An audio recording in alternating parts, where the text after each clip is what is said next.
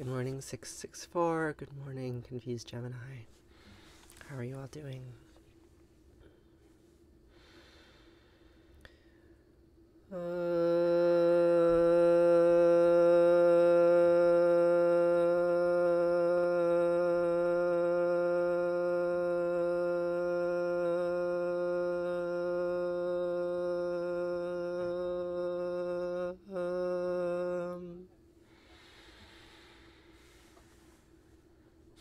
I am a boy or a girl.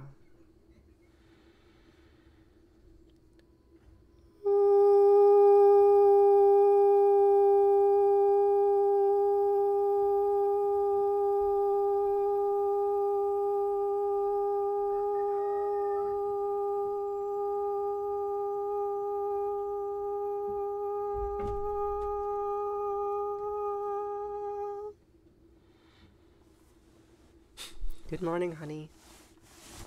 So happy you're here. I'm not quite done warming up. It's early. My voice isn't there yet. Let's do a few more exercises.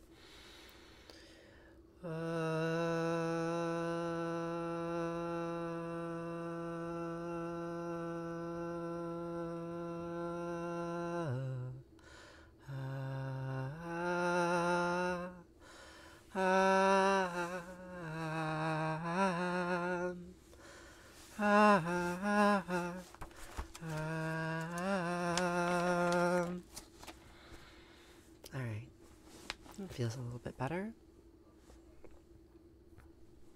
Good morning, you can't sleep, so the opposite direction for you. You've been awake all night. Well, maybe we can pray together and you can find some sleep. That'd be good, yeah?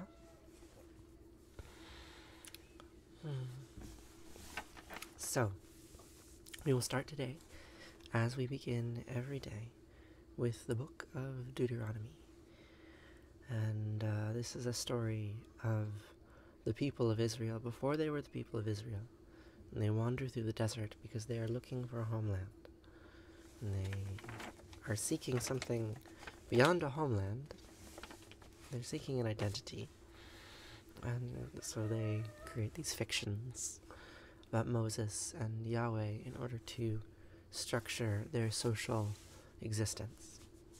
And so Moses has some special words that I believe are worth reminding ourselves of every day.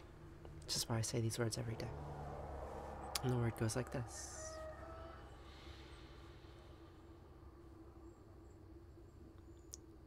Shema Yisrael Asher Eloheinu Yahweh Echad.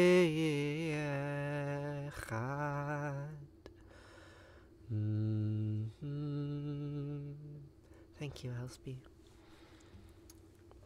Listen, Israel, Yahweh Eloheinu Asher Echad. So I have a picture of all these gods for you. I printed this out this morning. This is a pottery fragment from Kunlet Arjud, which is in the Sinai Peninsula in modern-day Egypt. And there's an inscription right here that reads, Yahweh of Samaria and his Asherah. And here we have Yahweh and Asherah, and in the background, probably El seated on his kingly throne. So these are three of the Canaanitic gods that were worshipped in the region. This is dated to around 900 BC, about 3,000 years ago. So this was before, of course, it was taboo to write the name Yahweh or to depict him as a humanoid figure. It's a very interesting image. So, Moses is responding. This is found in the Sinai Peninsula, right? So this is our setting. We're in the Sinai Peninsula. And the people of the Sinai Peninsula worshipped many gods. El and Yahweh and Asherah were just a few of them. And Moses is responding to this practice, and he's saying, listen. Listen, people of Israel. Listen, you who struggles with God. Jacob struggled with an angel on a rock and was renamed Israel. You who struggles with God. Listen, children of Israel. Yahweh, Eloheinu, Asherah, they're all one. They're all actually the same God. So this is probably the most famous and often repeated statement of monotheism that we have. And what flavor of monotheism it represents depends on your time and your location and your history and your metaphysics. But the way that I typically try to explain these words is basically that it is a serpent which eats its tail, that everything contains itself, and all parts of the universe are intertwined, and at its bottom, at its unitary fabric, all is one. Matter and light are interchangeable. Yahweh Echad. So, this is a hard concept. It's a paradoxical concept. It's not really something that you can think about directly. You have to think about it obliquely.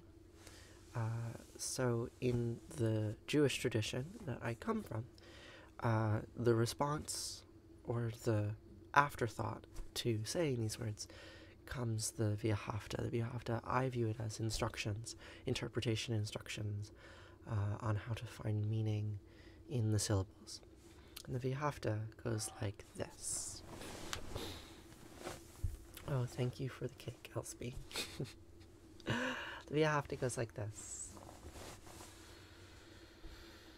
V'ahavta et Adonat Elohecha ובכל רבבך ובכל נפשך ובכל מאודייך והיו הדברים האלה אשר אנוכי מצווך היום על לבביך ושיננתם לבניך ודיברת בם בשבתך בביתך ולכתך בדרך ובשכבך ובקומייך וקשרתם לאות על ידיך, והיו לטוטפות בין עיניך, וכתבתם על מזוזות ביתך ובשעריך. You shall love. That is what V'ahavta means. V'ahavta means you shall love. That is the name of the prayer that I was singing. V'ahavta, you shall love, and you shall love Yahweh Eloheinu. With all your heart, and with all your soul, and with all your might. And take to heart these instructions which I charge to you today, these words which come out of my lips, into my phone, sent through the aether to your phone, into the air as sound vibrations, into your ears as words. These words. Teach them to your children. Recite them when you stay at home and when you are away. When you lie down and when you get up. Bind them as a sign on your hand and let them serve as a symbol on your forehead. Inscribe them on the doorposts of your house and on your gates. Mezuzot, doorposts. How many of you know what a mezuzah is? Yeah, mezuzah? Is that a familiar word for any of you? What funny song requests. A mezuzah is a ritual object. Not Messiah, no, mezuzah, mezuzah. A mezuzah is a ritual object that you can find in Jewish homes. You have mezuzot, Emily. Very good. Well, inside the mezuzah, I'm sure you know, contains a prayer scroll of the words that I just said, right? And so it's a very literal copy me instructions. Right, the prayer says copy me, and so people write down the prayer in little scrolls and put them in little packages and set them on their doorposts, right? Yes, I assume that if you have a mezuzah on your door that you are Jewish. It's a bit like an amulet. Yes, I like to think about it as a bit like a genome, right? Like that there's information that gets coded in various ways, and as that information gets coded, as it gets interpreted, it invokes certain physical responses. So the word, like the prayer itself says, Al mizuzot beitecha uvisharecha. And because of those symbols, Jewish homes have mezuzahs on their doorposts, right? So there's this relationship, body-soul relationship, you might, right? Like, I don't exactly know what a soul is. I think that is an underdefined term. But we can talk about genotype and phenotype. That's more accurately defined. And we can start to see some of the structure of the religion that we are engaging with. Oh, Day, don't worry about all the trolls. If you want to help me deal with them, you can join my Discord server and we can talk about moderation, but they're really not that bad today.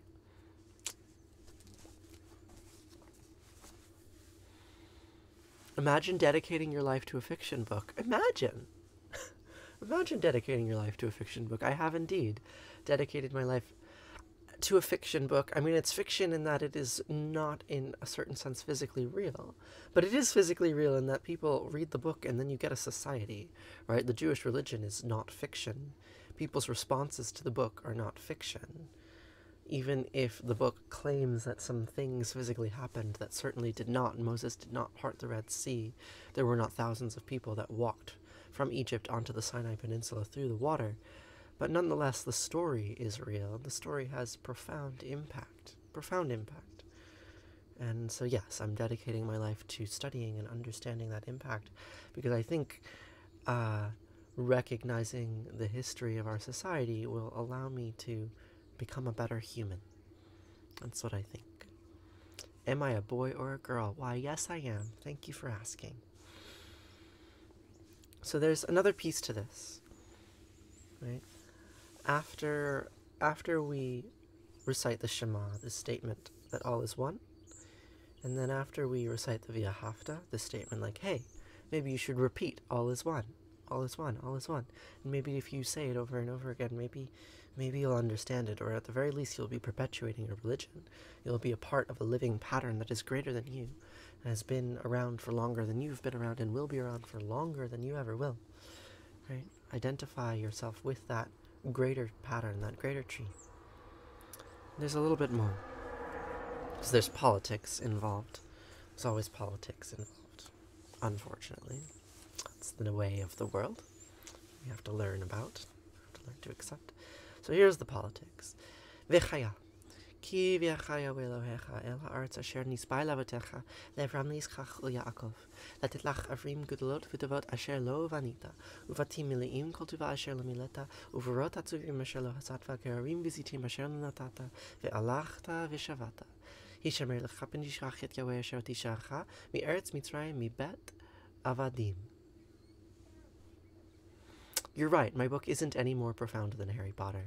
I make no claims that it is. In fact, I talk about Harry Potter frequently on this stream and compare them. They're similar books with similar messages.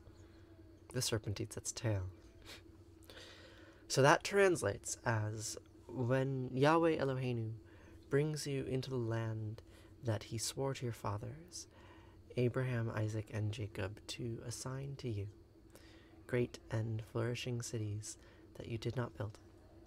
Houses full of all good things that you did not fill, hewn cisterns that you did not hew, vineyards and olive groves that you did not plant, and you eat your fill.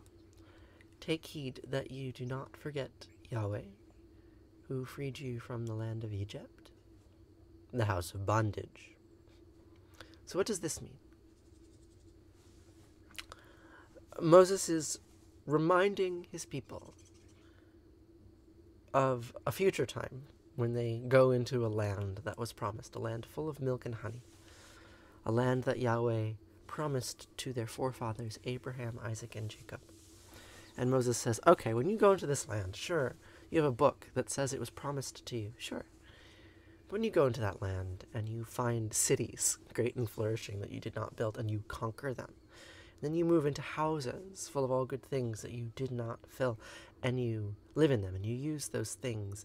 And when you drink from cisterns that you did not hew, and when you eat from vineyards and olive groves that you did not plant, when you eat your fill, remember Yahweh, remember this great and terrible force which allowed you to enter into a land which was not yours, and rape and pillage and destroy so that you could take it and make it yours.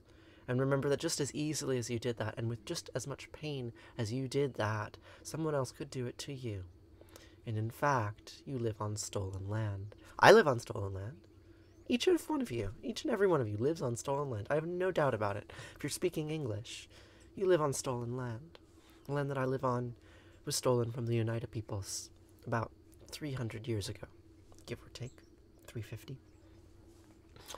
Other lands were stolen from other peoples more recently or more anciently, but there's no doubting that basically all of the lands of the world were stolen from other peoples in other times. And this is a thing we should remember when we hold on to our religious identities, when we say, this is mine, I am this. Okay, there's violence behind that identity. There's a lot of violence. And don't forget that, or you might be plunged back into a world of violence once again, like Joshua tearing down the walls of Jericho.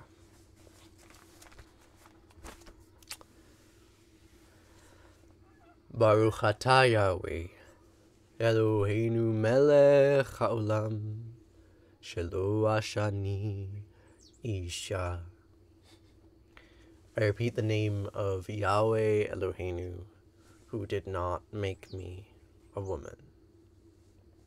Baruch atah Asherah, Anat Malecha Ha'olam, Asher Yitzaret Ha'adam B'chachama Uvera. I repeat the name of Asherah Anat, who made me with many openings and cavities. Yahweh and his Asherah. So I was showing you all this image a little earlier, right? This is an image of Yahweh and Asherah. That's what the inscription says above. Yahweh of Samaria and his Asherah. I can show you another image of Asherah. Looks a little bit different, but it's contemporaneous. This is a replica of statues that were found in the same region at the same time. Asherah was a goddess, and she was affiliated with Yahweh. She was his spouse, or perhaps his sister. And so these prayers, these are Orthodox prayers that I have appropriated, right? Orthodox Jewish men say, Baruch atah Yahweh Eloheinu melech haolam shelo ashani isha every morning. Good morning, Kitty Jaws. Every morning they say, thank you, Yahweh, for not making me a woman, which I find deeply chilling. Right? I'm Jewish. These are Jewish prayers. Although these are prayers from a branch of Judaism that I cannot claim to represent. Haredi men say, thank you, God, for not making me the lesser sex. Not for making me a man. Not, oh, I like my body good enough. It's a pretty good body. Thank you for giving it to me. No, they say, thank you for not giving me that lesser body. And I can say that prayer unapologetically. Hey, thanks, Yahweh, for not making me a woman, for giving me the chance to do it myself. That's pretty cool, huh? And then I can say, hey, thanks, Asherah. Thanks for making me openings and cavities. That's a bathroom prayer, traditionally.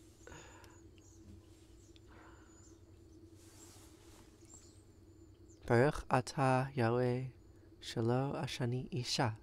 Yes. In Hebrew. That's so great. I don't speak much Hebrew, but I speak enough Hebrew that I can read that. You just said what I said. That's really lovely. Thank you so much, Ex-Holony. I appreciate that so very much. What does that prayer mean to you? What does that prayer mean to you?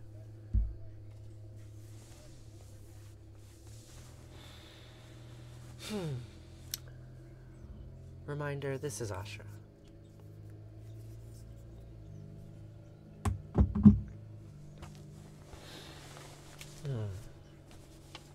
So,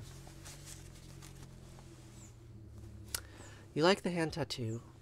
What is Asherah? So Asherah is a goddess who was worshipped in the nation of Israel up until the Babylonian exile, when the Babylonians came and they destroyed the temple and they destroyed the worship patterns. And when the worship patterns were revived a generation or two later, they were revived to the exclusion of Asherah. What does the hand tattoo stand for? Well, it stands for many things. It is an old goddess symbol. And how about I sing you a song about it?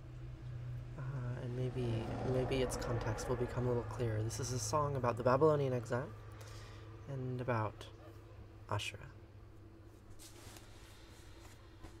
I came upon a wedding that old families had contrived, with Bethlehem the bridegroom and Babylon the bride. Oh, great Babylon was trembling, and she stood there naked with me. And Bethlehem inflamed us both like the shy one at some orgy. And when we fell together, all our flesh was like a veil. And we had to pull aside to see the serpent eat its tail. Oh. Some women wait for Jesus, and some we wait for Cain. So I'll hang upon this altar, and I'll hoist my axe again, and I'll take the one who finds me back to where it all began, back when Jesus was the honeymoon, and Cain was just a man. And we'll read from pleasant Bibles that are bound in blood and skin, that Asherah is gathering all her children back again.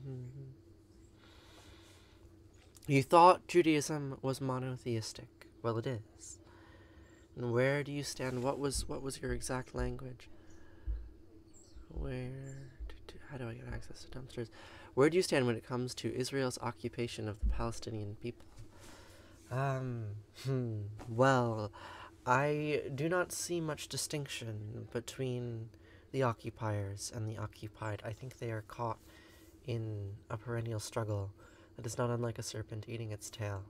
And I think the occupation of Palestine by the Zionist government is not too dissimilar to the occupation of Israel by the Babylonian government, or the occupation of Canaan by the Israeli monarchy, or the occupation of Israel by the Roman Empire, or the occupation of Transjordan by the Persian Empire. They're the same story.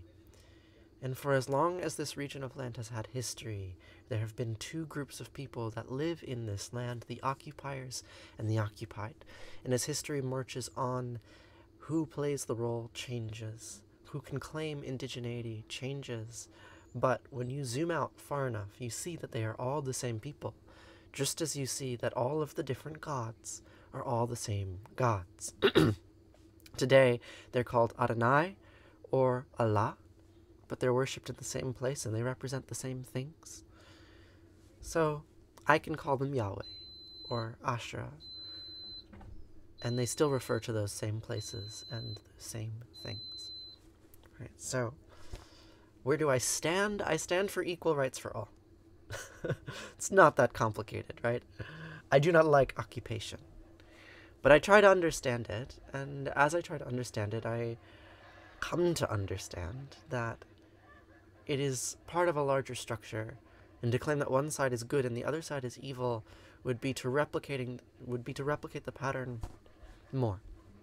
And it's not a pattern that I actually choose to replicate blindly. I want to replicate it with my eyes open.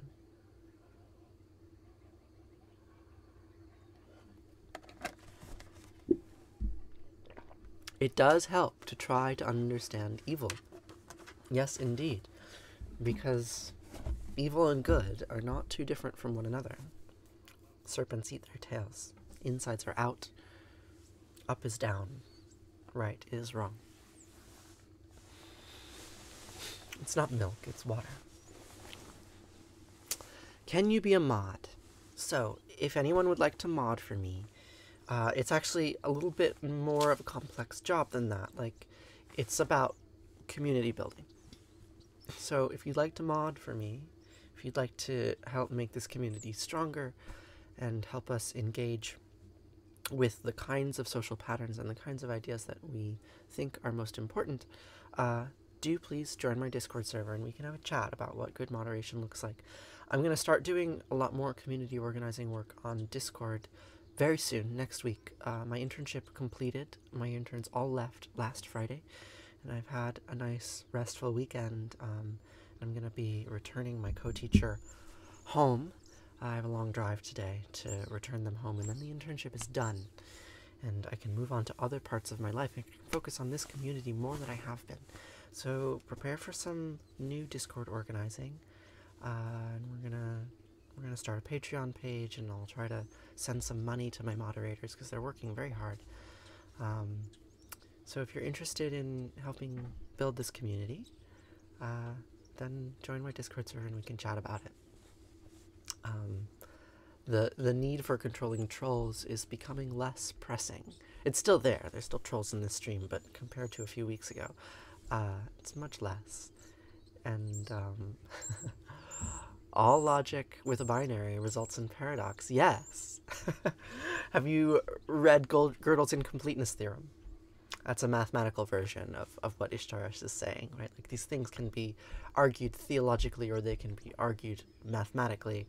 You reach very similar conclusions. I'm glad you like my voice. You cannot say that all the people being harmed are not all that different. I can't. Harm is harm, isn't it? I mean, let's describe oppression where it is, right? Like, the current political climate. You've read Gödel Escherbach. Very good.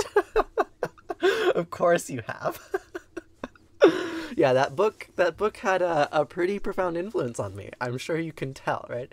That was one of the first books that I actually deeply engaged with this symbol. And of course, Hofstadter is a scientist. He's a physicist.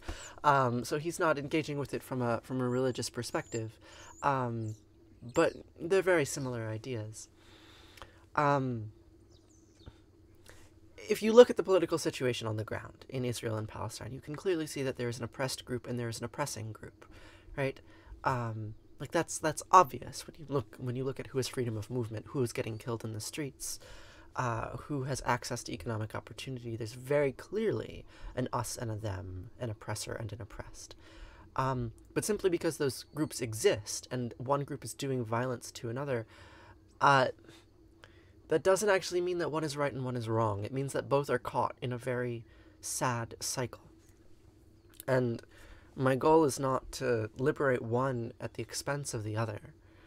That just perpetuates the pattern once more.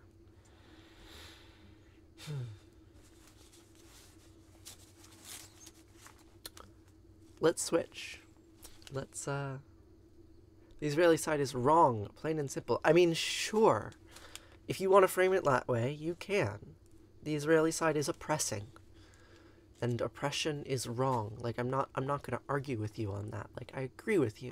But I guess what I'm asking is that perhaps we can move our sense of morality beyond this finger pointing. Like, you're wrong, you're right. Like, yeah, if you want to point fingers, it's not hard to tell where the oppression lies. It's not hard to tell where the pain is coming from, right? Like, it's not, but that's not sufficient.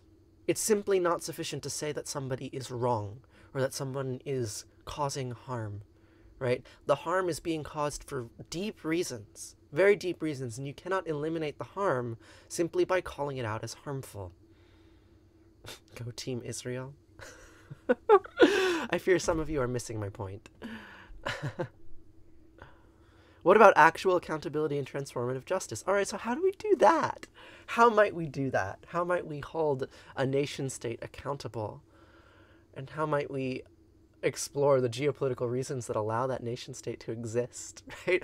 You can't hold Israel accountable without holding every nation in the world accountable for all of their sins, right? We live in an intertwined system.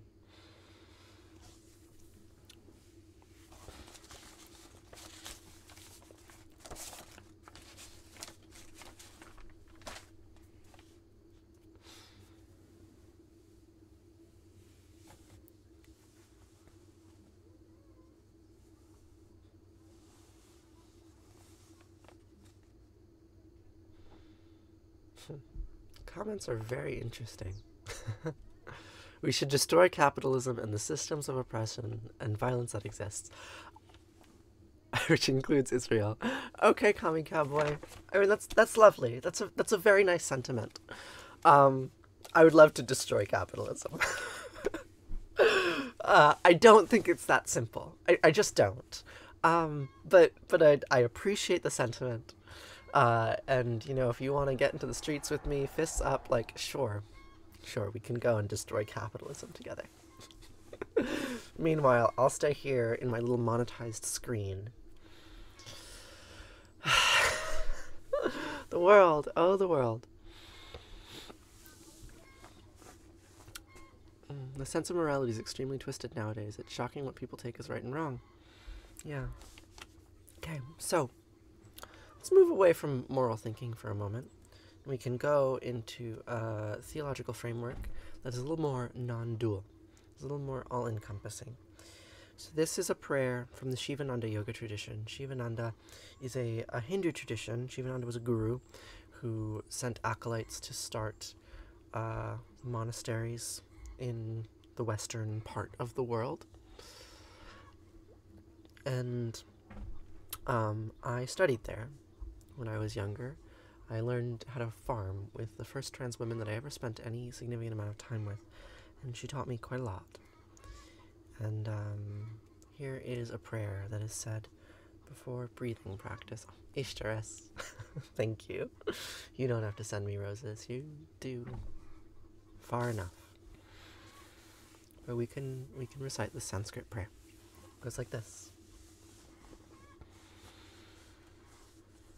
Gajananam Bhudaganati Sevitam Kapita Jambupala Sarabhakshitam Masutam Sakavinasakarnam Mahamatim Divya Mayuravahanam Ridasyasinam Surasainanatam Guham Sadanam Saranam Prapadye Yaku Hendutu Sarahadavala Yasupravasvarita Yavina Varanda Mandita Kara Yasvita Padmasana Ya Brahmachuta Sankara Patrapi Devasata Pujita Samampatu Saraswati Bhagavati Nihesa Jadyapa Om Namah Shivaya Gurave Sachidananda Murtaye Nisparanchaya Santaya Shri Shivanandaya Te Namaha Shri Vishnudevanandaya Te Namaha Om Sarva Manglang Manglaye Shive Savarta Sadike Saranye Trayambake Gauri Narayani Namostite Narayani Namostite Om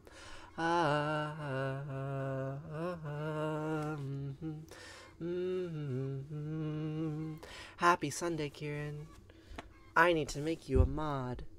It's time for that. Alright, admin settings. Moderators.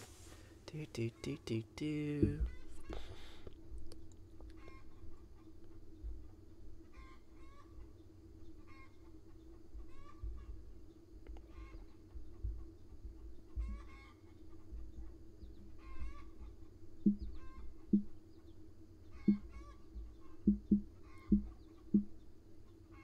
Add. Alright, Kieran.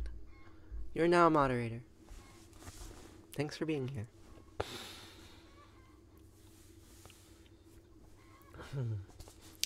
I salute the three-eyed Divine Mother Narayani, who brings auspiciousness and who fulfills all desires of those who say her name.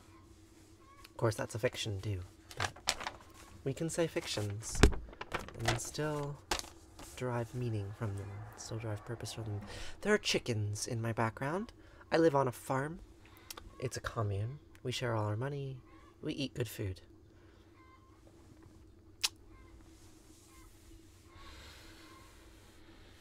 So now, we'll move on to the Maharianjaya Mantra. This is a prayer to Shiva, the three-eyed god. Triambakam, Chai. Indo-European. Sanskrit is an Indo-European language, so if you listen hard, you can find words that you do know the meaning of. Triambakam means three-eyed. Tri is three. Sanskrit and English are not actually too different.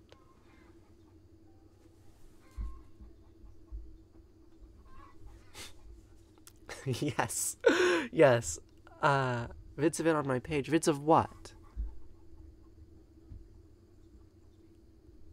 I have many videos on my page. Lives on a commune, dumpster dives, speaks about peace but doesn't believe in communism. So when did I say I don't believe in communism? I share all my money with my closest friends. What is communism to you?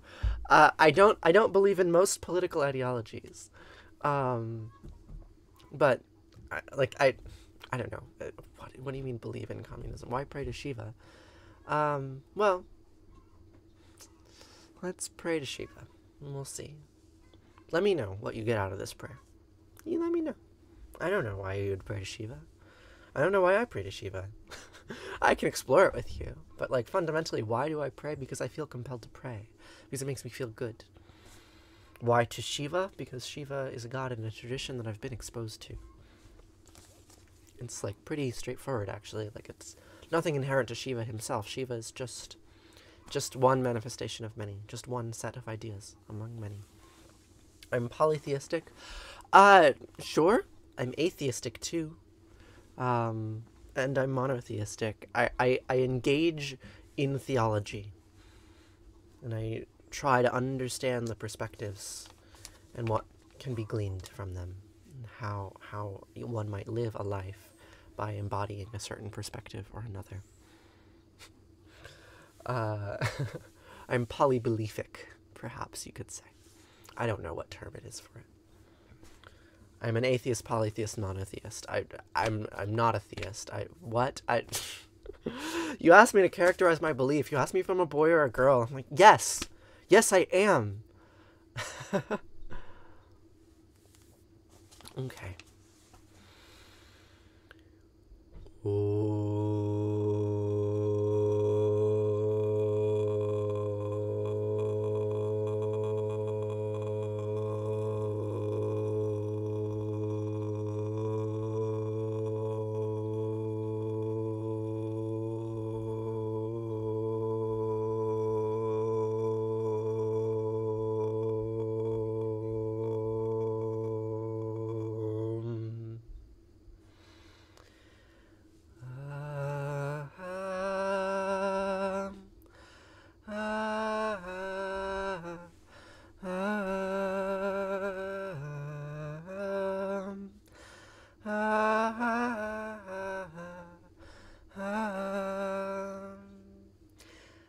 This, loser Lev, is the Maharianjaya Mantra.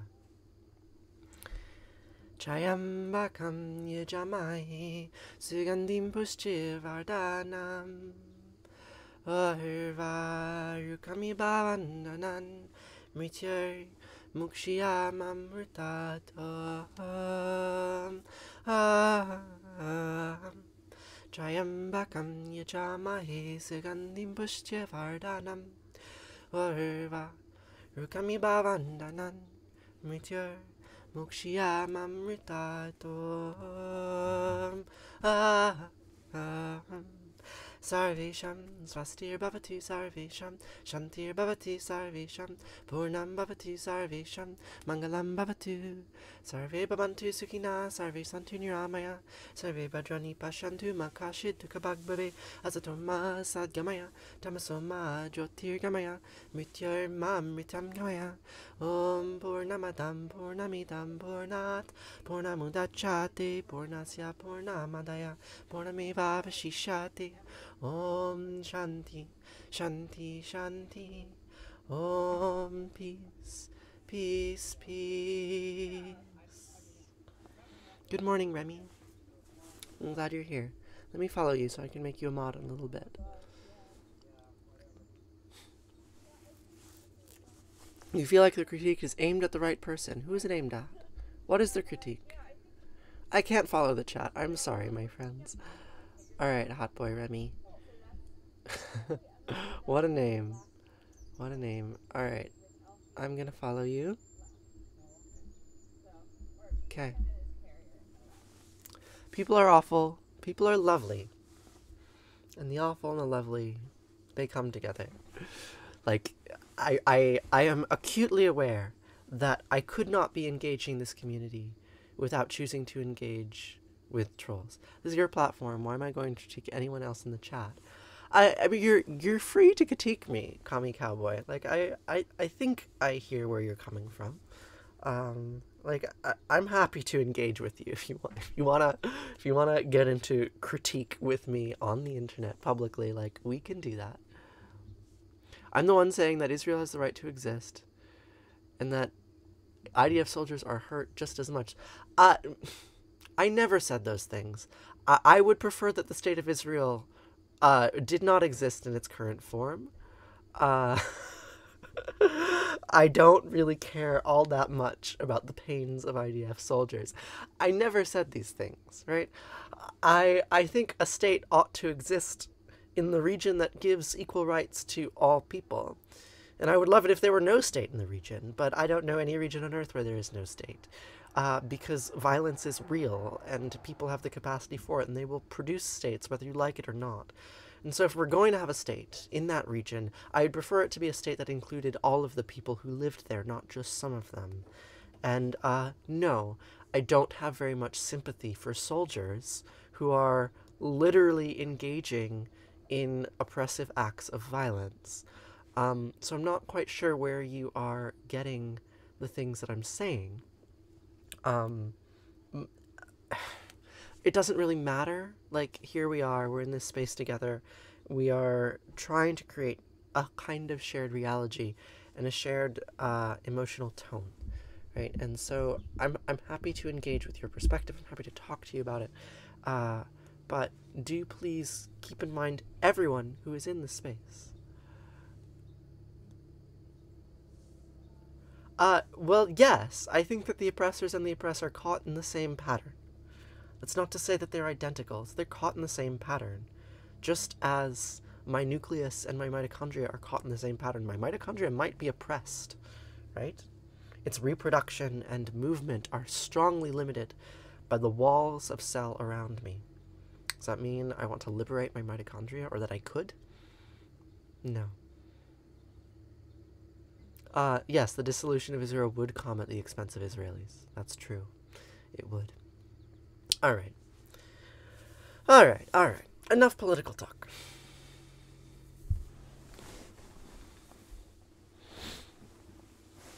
Why care about that group? Because that group claims me as one of them. Right? Because I am a part of that group. I cannot deny that I'm a white Jew with the traumas that white Jews have. It never belonged to them. Well, it never belonged to anyone. Or it belonged to everyone. It belongs to everyone who's ever lived there, who's ever had land stolen from them. It belonged to them.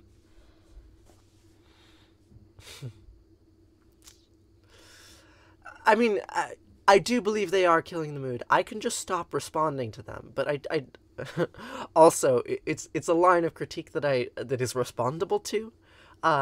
It's simply too simple. Simply too simple. I'm a blue-eyed Jew, too.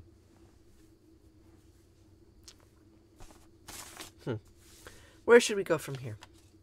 How about we sing about prayer? Huh? Let's sing about prayer. Why do we pray? Why do we pray? What is Shiva about, and what is their role? Shiva is a snake god. Okay, white trauma. That's so valid. I mean, yes, I do think the trauma of white people is valid. My grandmother was put in a concentration camp when she was 15, and all of her family was exterminated. Right? And she was a traumatized lady. She lived in pain for the rest of her life, and I saw that trauma firsthand. And my mother saw that trauma firsthand, and it made my mother who she is, and it made me who I am, right? Like, I have that trauma in my structure, in the physical structure of my body. That trauma lives. And no, I don't think that that trauma can just be ignored. The fact that that trauma exists doesn't justify Palestinian oppression, doesn't justify theft of land, but it explains it, right? Like, it provides context for a story that if you do not recognize that context, then you will never understand it, and you will never be able to make it better, right? So yes, there's trauma. Let's recognize the trauma. Let's recognize it. Explanation is not justification. Yes, I agree with you. I agree with you. And perhaps we don't need to be so oppositional in the way we frame our discourse. Perhaps. Just perhaps. Hurt people hurt people. Hurt people hurt people. Indeed. Indeed. So, now we're going to pray about prayer. I'm going to pray about prayer. And this is a English song. It's a song by an English pop group. But I really like it. I've modified it a little bit. I've added Canaanitic god names, Arabic god names, English god names, because I think when we say all of the different names, it helps. So as I am singing, I'd love to hear from you what it means to you, or what brings you here, or just anything in the chat that reminds you of what prayer is.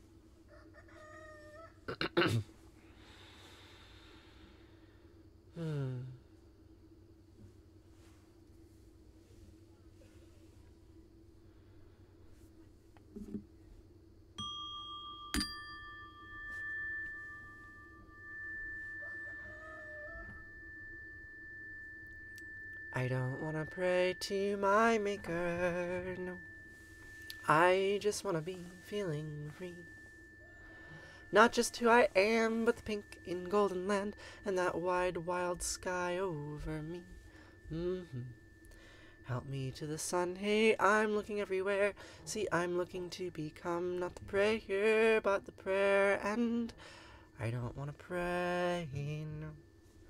I don't want to pray, no, no, no. I don't want to pray. We don't want to pray. Pray. And it's not much good to talk, better to walk it. Ooh, not much good to take, better to give. We are done, forgiven, and forgotten of our sins. And I promise you, my friends, all that dies will live again. So, pardon, God and Mom. What I'm saying isn't fair. See, I'm looking to become not the prayer, but the prayer. And I don't want to pray, no. I don't want to pray, no, no, no. I don't want to pray. We don't want to pray. Pray. I love Allah, Allah made love. And Yahweh, Yahweh made hate. Asher, Asher, made good. And Anat, Anat made bad. Elohim made love. And Yahweh, Yahweh made hate. I love Allah. God made, God made, God made. But I don't want to pray to my maker. I just want to be what I see. Not like in a book or the leaves of trees that shook from a word that means only not a thing. Hashem. Pardon, God and Mom. What I'm saying isn't fair. See, I'm looking to become not the prayer, but the prayer. And I don't want to pray, no. I don't want to pray, no, no, no. I don't want to pray. We don't want to pray. Pray. I love Allah, Allah made love. And Yahweh, Yahweh made hate. Asher, Asher, made good. And Anat, Anat made bad. Elohim made love. And Yahweh, Yahweh made hate. I love Allah. God made, God made, God made me.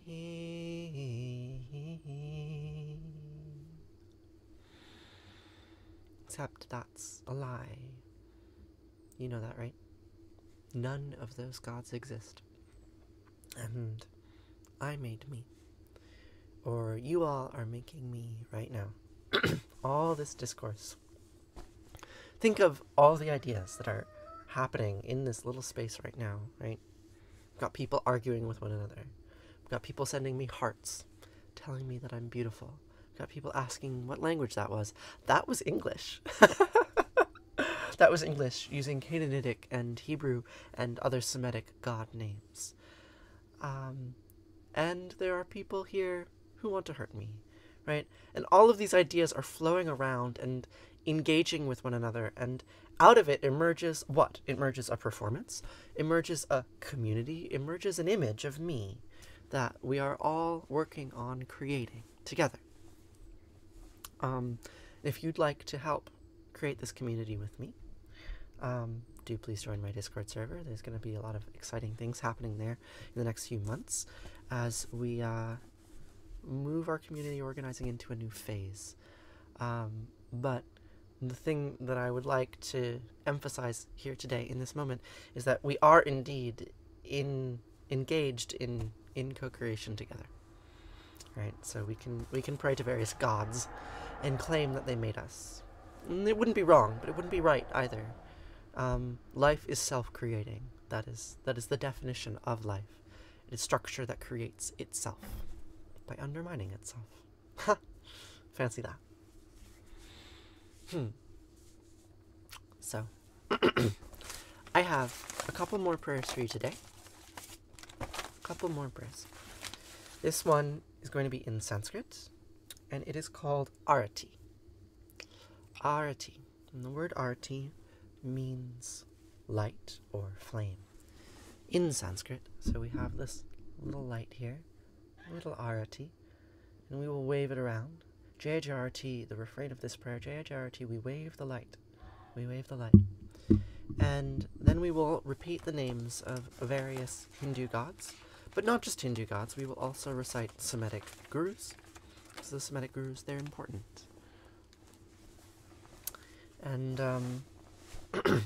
as we repeat these various names of God and invoke all of these different stories about them, we can remember that they're all connected. In fact, they're all one.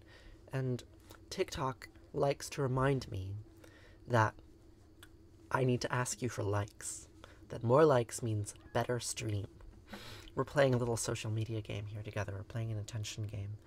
And if you would like to help us win the attention game, as I'm repeating this mantra, I'd love to see a parade of little hearts and hands and faces, just like this. Yeah, so that's great. That's great. Thank you all so much for playing this little TikTok game with me. And now we will say Arati.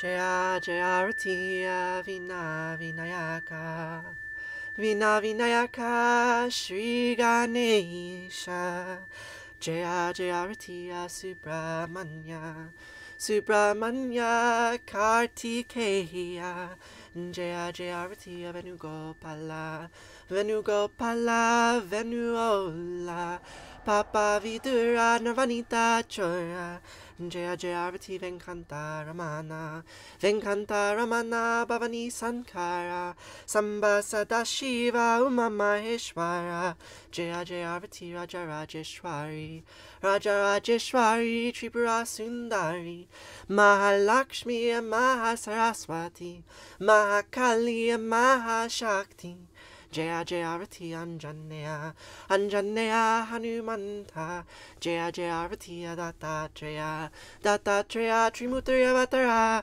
Jaya Jaya Arati Adityaya Adityaya Bhaskaraya Jaya Jaya Arati Sanistaraya Sanistaraya Bhaskaraya Jaya Jaya Arati Sankarachaya Sankarachaya Advaita Grave Jaya Jaya Arati Sadgurunata Sadgurunata Shivananda Jaya Jaya Arati Vishnu Devananda Vishnu Devananda Vishnu Devananda Jaya Jaya Arati Agastya Munaye Agastya Munaye Shri Rama Priyaye Jaya Jaya Arati Ayappa Swamine Ayappa Swamine Dharma Shastave Jaya Jaya Arati Jesus Grave Moses Grave Buddha Grave Jaya Jaya Arati Muhammad Grave Guru Nanak Grave Samastya Grubho Namaha Jaya Jaya Arati Venugopala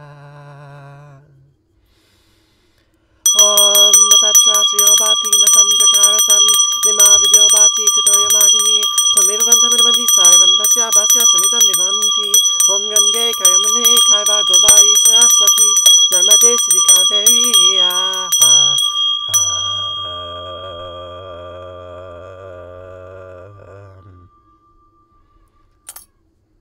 Namastitam Namo Namaha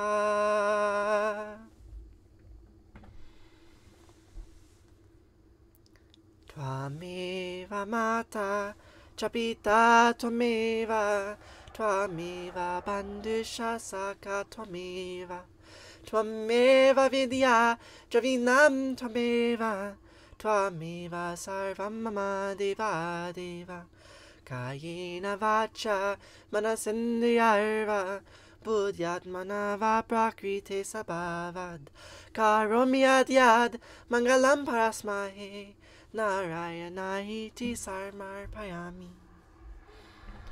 Neither the sun shines there, nor the moon, stars, nor lightning. So, from where does its light come? When that shines, everything else shines after that. By its light, all else is lit. Om, peace. Matter and light are intertwined. Savadharmam pravichaya mamekam savadhambrija aham sva sarvapapayo mokshayami masucha. Whatever actions I perform with my body, speech, mind, senses, my nature, my intellect, or my emotions, all these, I dedicate to you, to all of you. Thank you all so much for being here with me today, for making this space with me. I could not be here in this space without your presence, and so I am so deeply grateful.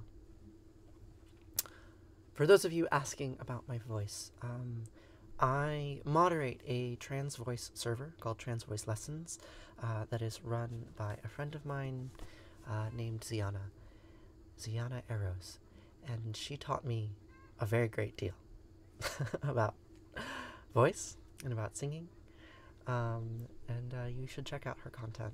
She's amazing. She's truly amazing.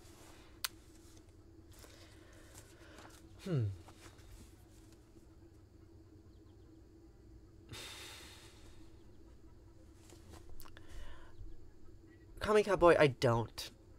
You're putting words in my mouth in a fairly hostile way, and I actually don't want to entertain it anymore, so I won't. You can interpret me how I will. You can interpret me how you will. Yeah, I don't think you'd still be here if you weren't questioning things, if you weren't listening to me. If you were actually as fed up with me as you say, you wouldn't still be here. So I'm going to keep doing my show. I'm going to keep saying the things that I believe. And you can listen or you cannot. You're welcome here. But I will state here that I don't appreciate those lines of criticism because I think that they are, they're choosing to not see me. Your screen recording for Twitter. Alright. Okay. I mean, if you want to share, like, this is the thing. Like, if you do not like my message, sharing it is not going to help your cause. But, you know, if you want to take an oppositional position, you can. I can't stop you. And, like, you're intelligent enough that my mods aren't going to ban you. Like, you're not saying incoherent things. You're not trying to hurt me. You're not thinking deeply enough. So, now we will say Kaddish. And the word Kaddish comes from an ancient Semitic root, KDH in English. There's a city on the Syrian coast named Kaddish, or Katesh, and here is an image of a goddess. This is an Egyptian goddess named Kaddish. This is my name. My name is Kaddish. And the word Kaddish means holy. And for the last 2,500 years or so, my ancestors have been saying Kaddish in response to death. Death of all sorts. Death from all kinds of oppression, whether it is inflicted by self or other. And so now we will say Kaddish for all of those people who died yesterday of coronavirus, and for all other sources of death and injustice that have plagued the living since our lineage began 3.8 billion years ago. Here's my tree of life. I need to get a better tree of life. This one is it doesn't have enough contrast for this live stream. It's very faint. I'll get another one. Tree of life is 3.8 billion years old, and for 3.8 billion years our ancestors have been living and dying, and for some very small fraction of that, some of us have been saying these words in response. And the words themselves are alive, and will be alive for much longer than I ever will. And they go like this. Vid kadal vid kadash shemei rabba, v'yama divrach yute v'yamlich mal chute, b'chayachon v'yamechon v'chayed kol beit Yisrael, b'gala v'yisman kari v'yamru, amen. Yehe Shemei Rabba Mevarach Li Alam Olmei Olmaya Yitbarach Vishtabach Vitbar Vitrman Vitnase Vitadar Vitale Vitalal Shemei de Kudisha Berechu Le'ela Min Kol Birchata V'Shirata Tushbirchata V'Nechemata Diamiran Bioma Vimru Amin Yehe Shlama Rabba Amin Shemaya V'Chaim Aleinu V'Yochol Yisrael Vimru Amin Ose Shalom B'Mramav Huya Ase Shalom Aleinu V'Yochol Yisrael Vimru Amen. Ose Shalom B'Mramav Huya Ase Shalom Aleinu V'Alechol Yisrael V'Imru Amen. Thank you so much for joining me today. I will see you here tomorrow, hopefully, to say these words again. Tomorrow I will not be here. You will not see this backdrop. I will be at a friend's house, but I should be able to find some time in the early morning to stream while they are sleeping. I like to say these words every day, regardless of where I am. So, what words was I saying? That was called the Mourner's Kaddish. The Mourner's Kaddish. And it's an old prayer. A death prayer. Thank you. You think you can sleep now. You're calm. Very good. Try to get some sleep. I'm going to eat breakfast. That is what I am going to do. It's breakfast time. I've got some rice to eat. Ooh. And some hiccups.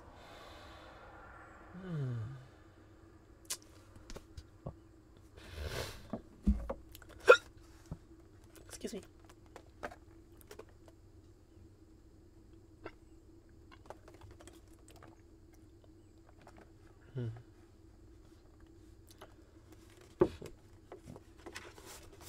Very powerful hiccups. Alright.